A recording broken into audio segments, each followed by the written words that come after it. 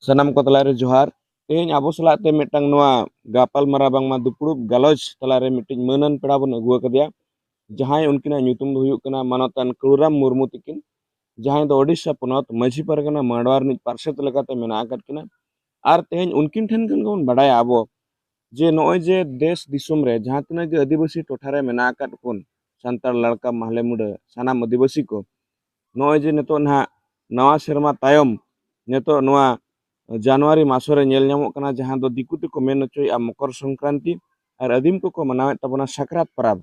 noa re adi lekana okoy do budi kumbai atare a jahan do urge ko men ochoi a ar ho men gano an oy budi gadi lekana mohol ona saw saw te beja tuny lekana चितर को झलकप kana to noa korna nagam chete lei a noa ko idi katen ke manotan murmu gomke tikin ten khon abo katha bon badaya gomke abin noa segundaram जोहार acha mase abin ten aling kukli ling idia sidhe lekate je neto noy nyel nyamok kana jahan de noy sakrat parab noa idi katen abin chet bin mena noa rena nagam oka khon hej kana नोआ जहाँ अब साक्रात परब कथा बो मेनेया जे तेहेन actually नोआ दो संताल ᱧᱩᱛᱩᱢ दो बांग कना और मकर संक्रांति जहाँ बो मेनेया ओना हो संताल चे सारना धर्म मान होड़ कोआ ओना ᱧᱩᱛᱩᱢ दो बांग कना नोआ दो दिकू को ᱧᱩᱛᱩम अका खास कते जहाँ को हिंदू धर्मान होड़ उनको जहाँ 12 मासो 12टी राशि रे ओना संक्रांति को हटिंग अका आदो नुई जहाँ पौषो मासो को मेने नुई मासो दो नोना मकर मासो को मेताय कना मकर संक्रांति जहाँ रेना बारिया मासो रना मिलन हुयुक कना ओना को मेता कना संक्रांति संक्रमण जहाँ रे संक्रमण आय आदो ओना संक्रांति को मेता कना आदो तेहेन अबो बढ़ती कतेन हिंदू धर्म अबो को ओरसोंग अकत बना ओना ओरसोंग कारण ते तेहेन अबो दो संक्रांति चे साक्रात परब मेंते बो मेनेया नोआ दो आबोआक कना मेनखान तेहेन नोआ परब दो आबो बो मेता कना जे माघ मास बुढ़ी परब आदो नोआ बुढ़ी परब मेन लेखान आबो जहाँ अगिल हपड़ाम एतहब रनकिन मानवा जहाँ बो मेने पिलचू बुढ़ी आदो उनकिन नोए ना माघ मास नोआ दो माघ चांदो रेना परब कना आदो उन बेड़ा रे माघ चांदो रे माघ मास रे आबोई आयो बुढ़ी पिलचू बुढ़ी बोंगा तला लेना आदो उनी बोंगा तला कतेन जहाँ माणा बायना माणा बाय तायम जहाँ कमी होरा अब समाज रिन होड़ को कमी किया मेनखान उन समय दो ढेर होड़ दो बाको ताहे कना पिलचू हाड़ाम पिलचू बुढ़ी रिन होपन को ताहे कना एआई कोड़ा एआई कुड़ी ओना सालाते अकिन रिन गाणा मेंदो गोड़म को ताहे कना उनको आते जहाँ को कमी किया ओना कमी कोगे तेहेन आबो समाज तलारे आलो हिड़िñोग मा जेमन उइहर ताहेन मा ओना खातिर तेहेन नोआ कमी होरा लेकाते जे परब लेकाते आबो तलारे नोआ स्थापित अगुयेना आदो उनकिन जखन अकिन हो बोंगा तलायना किन माणा को तोपाकेत तायम जहाँ कमी होरा ताहेना जहाँ ओने बांग बो मेनेया बुढ़ी कुंबा आदो नित दो बो मेने उघ्र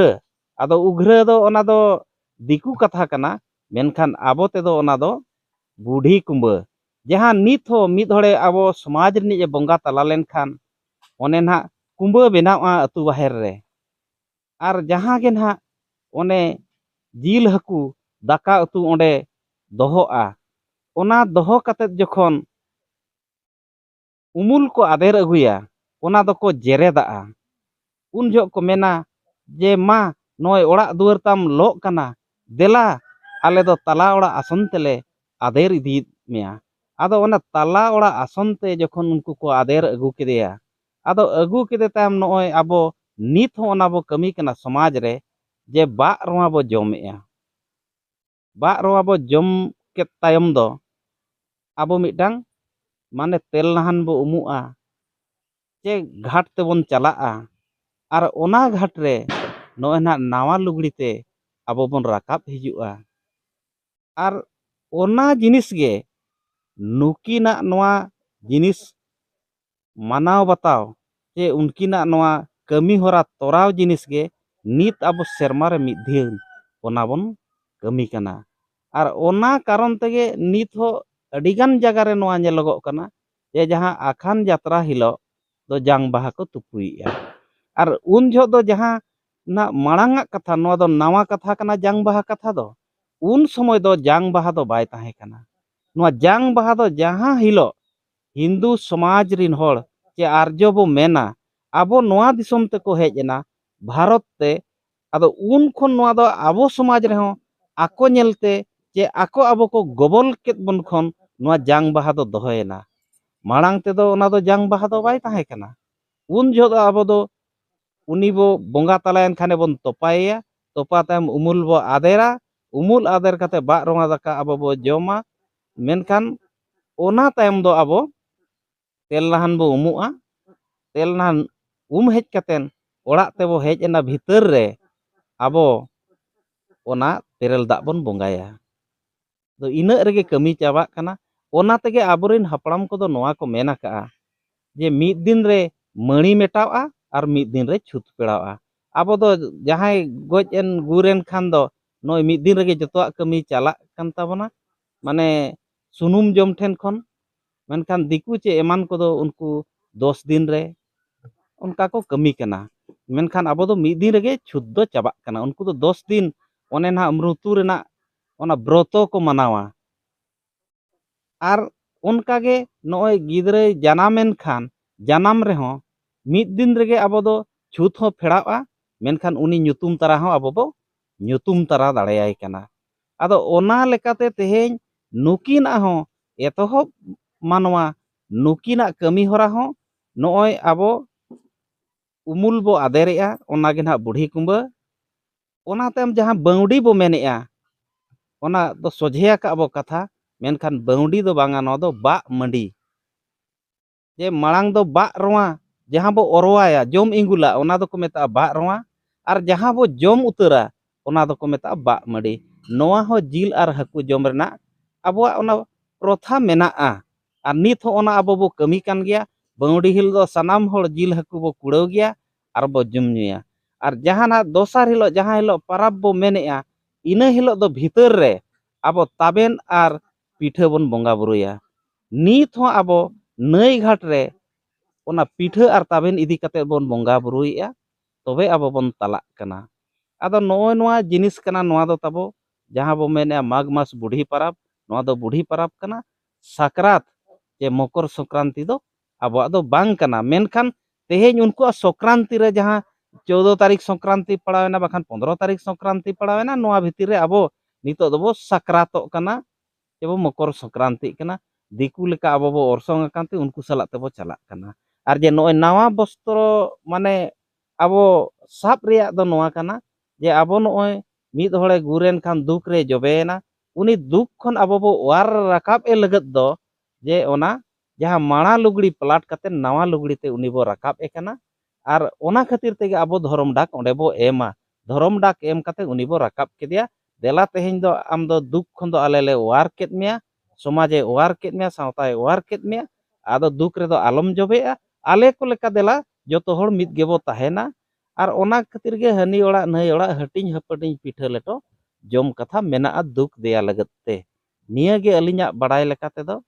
आदो अड़ी होड़ अड़ी लेका कहानी को लई गया मेनखान आको ओका लेका को बड़ाया का ओना मा बाबो मेन के आबो बड़ाय लेका ते आबो बो लई किया नोआ कथा मेनखान गमके अबिना जहां लई लेकाते जहां नेल ᱧᱟᱢᱚᱜ कना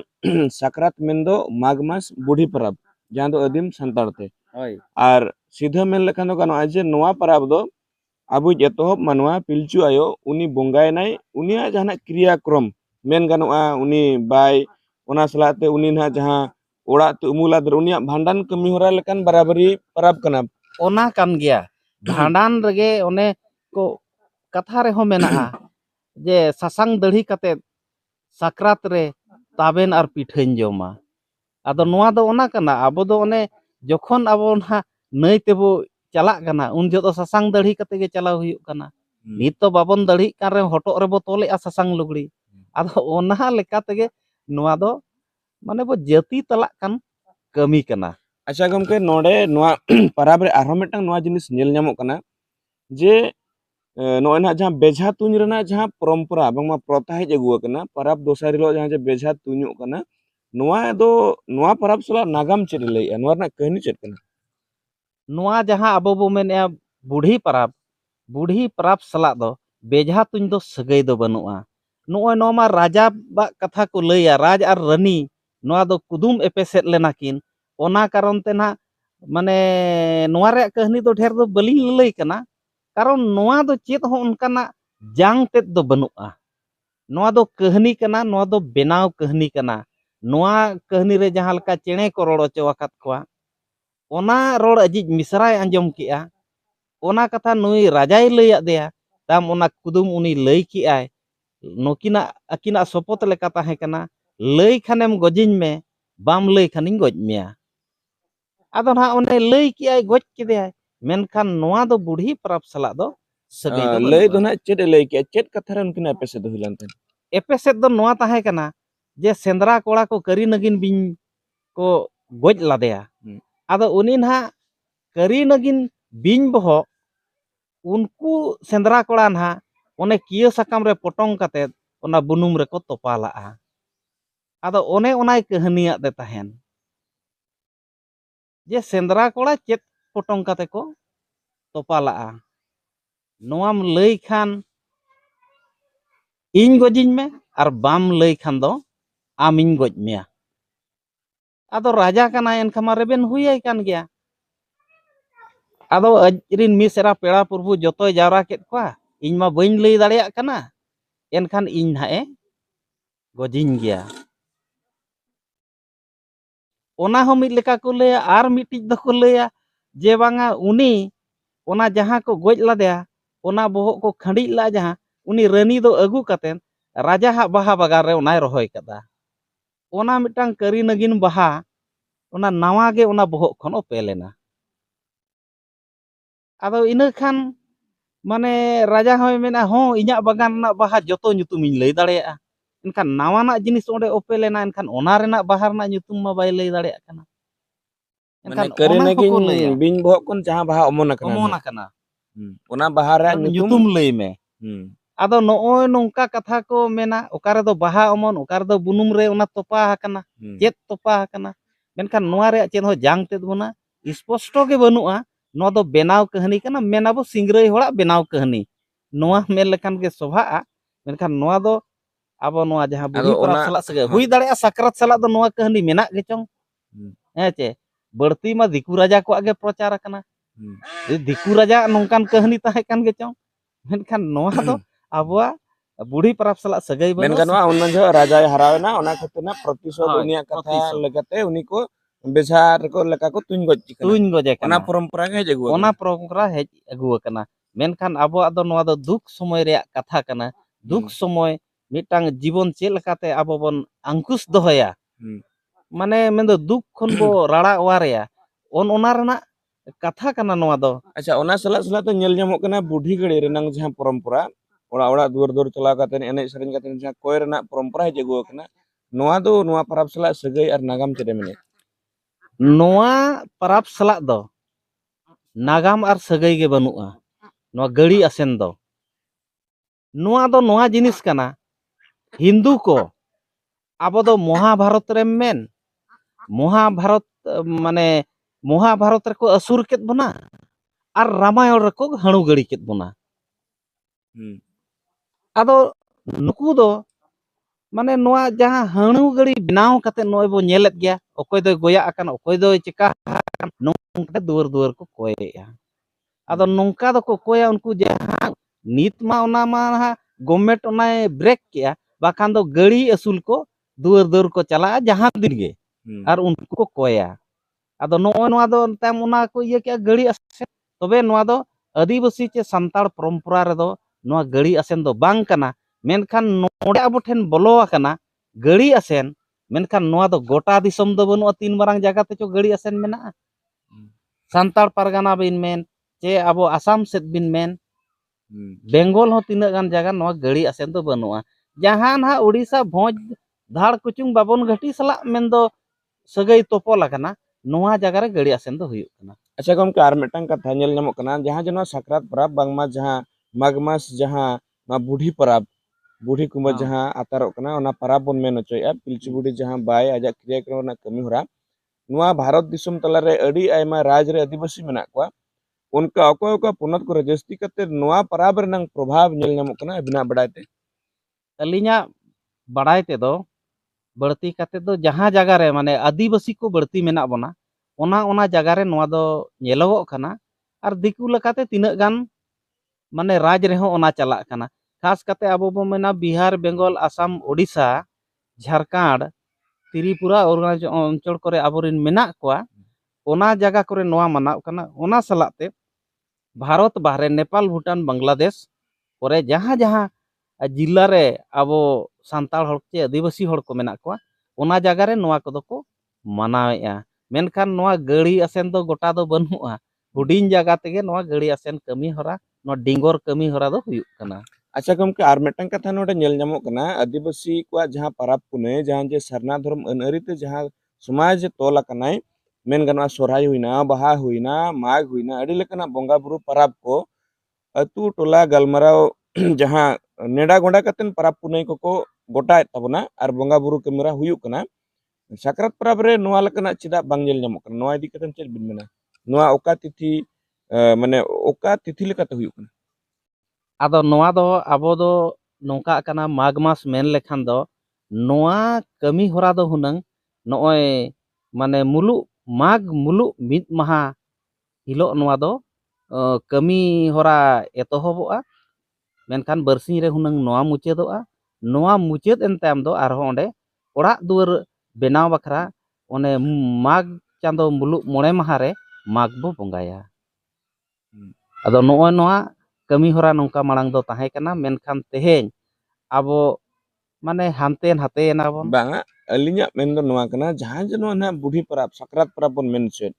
ᱱᱚᱣᱟ ᱨᱮᱱᱟᱝ ᱛᱤᱛᱷᱤ ᱱᱮᱰᱟ ᱜᱚᱸᱰᱟ ᱫᱚ ᱟᱹᱫᱤᱢ ᱪᱮ ᱥᱟᱨᱱᱟ ᱟᱹᱫᱤᱵᱟᱹᱥᱤ ᱠᱚᱣᱟᱜ ᱟᱹᱨᱤᱪᱟᱹᱞᱤ ᱛᱟᱞᱟᱛᱮ ᱦᱤᱡᱩᱜ ᱠᱟᱱᱟ ᱪᱮ ᱚᱠᱚᱭᱟᱜ ᱫᱷᱚᱨᱚᱢ ᱛᱮᱵᱚᱱ ᱚᱨᱥᱚᱝ ᱟᱠᱟᱱᱟ ᱚᱱᱟ ᱠᱟᱛᱷᱟ ᱵᱚᱱ ᱵᱟᱲᱟᱭᱟ ᱚᱠᱟ ᱯᱚᱧᱡᱤᱠᱟ ᱚᱠᱟ ᱛᱤᱛᱷᱤ ᱞᱮᱠᱟᱛᱮ ᱦᱩᱭᱩᱜ ᱠᱟᱱᱟ? ᱟᱫᱚ ᱱᱚᱣᱟ ᱫᱚ ᱡᱟᱦᱟᱸ ᱯᱚᱧᱡᱤᱠᱟ ᱞᱮᱠᱟᱛᱮ ᱢᱮᱱᱠᱷᱟᱱ ᱵᱚ ᱱᱚᱣᱟ ᱫᱚ ᱦᱤᱱᱫᱩ ᱯᱚᱧᱡᱤᱠᱟ ᱞᱮᱠᱟᱛᱮ ᱱᱚᱣᱟ ᱫᱚ ᱡᱟᱦᱟᱱᱟᱜ ᱢᱚᱠᱚᱨ ᱥᱚᱝᱠᱨᱟᱱᱛᱤ ᱪᱮ ᱥᱟᱠᱨᱟᱛ ᱯᱟᱨᱟᱵᱽ ᱫᱚ ᱦᱩᱭᱩᱜ ᱠᱟᱱᱟ ᱱᱚᱝᱠᱟ ᱵᱟᱝ ᱦᱩᱭᱩᱜ ᱠᱟᱱᱟ ᱢᱮᱱ ᱜᱟᱱᱚᱜᱼᱟ ᱮᱴᱟᱜ ᱫᱷᱚᱨᱚᱢ ᱨᱮᱱᱟᱜ ᱯᱟᱨᱟᱵᱽ ᱯᱩᱱᱟᱹᱭ ᱨᱮᱱᱟᱜ ᱛᱤᱛᱷᱤ ᱨᱮ ᱟᱵᱚ ᱵᱚᱱ ᱯᱟᱨᱟᱵᱽ ᱯᱩᱱᱟᱹᱭᱚᱜ ᱠᱟᱱᱛᱮ ᱟᱠᱚᱣᱟᱜ ᱯᱟᱨᱟᱵᱽ ᱯᱩᱱᱟᱹᱭ ᱵᱚᱱ ᱢᱟᱹᱱᱟᱜ ᱠᱟᱱᱟ ᱚᱱᱠᱟᱱ ᱡᱤᱱᱤᱥ ᱞᱮᱠᱟᱱᱟᱜ ᱠᱟᱛᱷᱟ ᱠᱚ ᱵᱟᱝ ᱠᱟᱱᱟ ᱛᱚ? ᱱᱚᱣᱟ ᱫᱚ ᱢᱤᱫ ᱞᱮᱠᱟ ᱫᱚ ᱱᱤᱛᱟᱜ ᱞᱮᱠᱟ ᱟᱵᱚ ᱡᱩᱫᱤ ᱵᱚ ᱧᱮᱞᱟ ᱤᱱᱟᱹ ᱠᱷᱟᱱ ᱫᱚ ᱱᱤᱛᱚᱜ ᱫᱚ ᱩᱱᱠᱩ ᱦᱤᱱᱫᱩ ᱫᱷᱚᱨᱚᱢ ᱨᱮᱱᱟᱜ ᱡᱟᱦᱟᱸ ᱢᱚᱠᱚᱨ ᱥᱚᱝᱠᱨᱟᱱᱛᱤ ᱪᱮ ᱥᱟᱠᱨᱟᱛ ᱱᱚᱣᱟ ᱜᱮ ᱟᱵᱚ ᱫᱚᱵᱚᱱ ᱢᱟᱱᱮ ᱟᱠᱚ ᱵᱚ ᱜᱚᱲᱚ ᱟᱠᱚ ᱠᱟᱱ ᱞᱮᱠᱟ ᱱᱚᱣᱟ ᱫᱚ ᱧᱮᱞ ᱧᱟᱢᱚᱜ ᱠᱟᱱᱟ ᱚᱱᱟ ᱛᱮᱜᱮ ᱯᱟᱞᱮᱱ ᱱᱤᱛᱚᱜ ᱠᱚ ᱢᱮᱱᱮᱜᱼᱟ ᱡᱮ ᱥᱟᱨᱱᱟ ᱥᱚᱱᱟᱛᱚᱱ ᱪᱮ ᱦᱤᱱᱫᱩ ᱫᱷᱚᱨᱚᱢ ᱫᱚ ᱢᱤᱫ ᱜᱮᱭᱟ ᱯᱟᱨᱟᱵᱽ ᱯᱩᱱᱟᱹᱭ ᱟᱨ ᱵᱚᱸᱜᱟ ᱵᱩᱨᱩ ᱡᱚᱛᱚᱣᱟᱜ ᱨᱮ ᱢᱟᱱᱟᱣ ᱵᱟᱛᱟᱣ ᱟᱹᱫᱤᱵᱟᱹᱥᱤ ᱠᱚᱣᱟᱜ ᱦᱚᱸ ᱢᱮᱱᱟᱜᱼᱟ ᱦᱤᱱᱫᱩ ᱠᱚᱣᱟᱜ ᱯᱟᱨᱟᱵᱽ ᱯᱩᱱᱟᱹᱭ ᱢᱟᱱᱟᱣ ᱵᱟᱛᱟᱣ ᱨᱮ ᱫᱤᱥᱚᱢ ᱦᱚᱲ ko ᱛᱮᱦᱮᱧ ᱟᱹᱵᱤᱱ ᱪᱮᱫ ᱱᱚᱣᱟ ᱪᱷᱟᱹᱴᱭᱟᱹᱨ ᱥᱟᱱᱟ ᱢᱟᱱᱮ ᱪᱮᱫ ᱵᱤᱱ ᱠᱞᱤᱭᱟᱨᱮᱱᱥ ᱠᱟᱠᱚᱣᱟ ᱡᱮ ᱥᱟᱨᱱᱟ ᱟᱨ ᱥᱚᱱᱟᱛᱚᱱ ᱪᱮ ᱥᱟᱨᱱᱟ ᱟᱨ ᱦᱤᱱᱫᱩ ᱨᱮ ᱟᱹᱠᱤᱱ ᱠᱟᱱᱟ ᱠᱤᱱ ᱪᱮ ᱚᱱᱛᱚᱨ ᱢᱮᱱᱟᱜ ᱜᱮᱭᱟ ᱢᱮᱱᱛᱮ ᱟᱹᱵᱤᱱ ᱪᱮᱫ ᱢᱮᱱ ᱥᱟᱱᱟᱭᱮᱫ ᱵᱤᱱᱟ ᱱᱚᱣᱟ ᱤᱫᱤ ᱠᱟᱛᱮ? ᱟᱹᱞᱤᱧ ᱱᱚᱣᱟ ᱤᱫᱤ ᱠᱟᱛᱮᱫ ᱫᱚ ᱱᱚᱣᱟ ᱜᱮᱞᱤᱧ ᱢᱮᱱᱟ ᱡᱮ ᱛᱮᱦᱮᱧ ᱥᱟᱨᱱᱟ ᱟᱨ ᱥᱚᱱᱟᱛᱚᱱ ᱫᱷᱚᱨᱢᱚ ᱱᱚᱣᱟ ᱫᱚ ᱟᱨᱡᱚ ᱫᱷᱚᱨᱢᱚ ᱠᱟᱱᱟ ᱥᱚᱱᱟᱛᱚᱱ ᱫᱷᱚᱨᱢᱚ ᱢᱮᱱᱠᱷᱟᱱ ᱥᱟᱨᱱᱟ ᱫᱚ ᱯᱩᱡᱟᱹᱜ ᱠᱟᱱᱟ ᱠᱚ ᱢᱮᱱᱠᱷᱟन ᱱᱩᱠᱩ ᱫᱚ ᱢᱩᱨᱛᱤ ᱯᱩᱡᱟᱹᱜ ᱫᱚᱠᱚ ᱵᱟᱝ ᱠᱟᱱᱟ ᱟᱨ ᱥᱚᱱᱟᱛᱚᱱᱤ ᱡᱟᱦᱟᱸ ᱫᱷᱚᱨᱢᱚ ᱠᱚ ᱞᱟᱹᱭᱚᱜ ᱠᱟᱱᱟ ᱦᱤᱱᱫᱩ ᱫᱷᱚᱨᱢᱚ ᱡᱟᱦᱟᱸ ᱠᱚ ᱢᱮᱱᱮᱜᱼᱟ उनको दो मूर्ति को पूजा कोआ और माने ओंडे दो ओना चेत बो मेना जे आको दो बाबड़े नंग आको बोंगा बुरु हुई दाड़ेया और बाबड़े दो आको समाज मोहाना मेनखान आबो दो आबो समाज रे दो तीसो बाबड़े अंते बाबो बोंगा बुरुआ और आबो दो तीसो ओना मूर्ति दो बाबन बोंगा हाकोआ ओना खातिर सारना और नोआ सनातन धर्म दो अड़ी अंतर गया नोआ बाय मेसाआ ठीक है अडी अडी सरहाव मानतान मुर्मू गमके तेहेन सनाम आपे पे नेल तिउगे ताबोना जे आबो नोआ साकरात प्राब इदी कतेन बन गालोचे ताहेन मानतान कलुराम मुर्मू गमके तिकिन जहां दो ओडिशा पोनत पारसेत भारत जगत माझी पारगना माडवारी नि गमके कना किन और नुकिना लई जे नोआ साकरात दो मकर संक्रांति खन हेज कना और नोआ साकरात ᱧᱩᱛᱩᱢ चे मकर संक्रांति नोआ दो अदीम को अरिचली सला दो तालमेल चे सगई बनु तया आबुआ पाराब चे अदीम को पाराब दो हुयुक कना पिलचू आयो जहां दो धरती नि एतहब मानवा उनी बोंगा दिसुमेना उनिया क्रियाक्रम उनिया भांडन कमी होरागे तेहेन बुढ़ी पाराब मेंटेन बन मेनचोया सनाम आदिवासी नोआ को मन मनता कना मनावे को नोआ के माघ मास बुढ़ी परब नोआ लेकाते किना कथा किन दोहो सगुन किया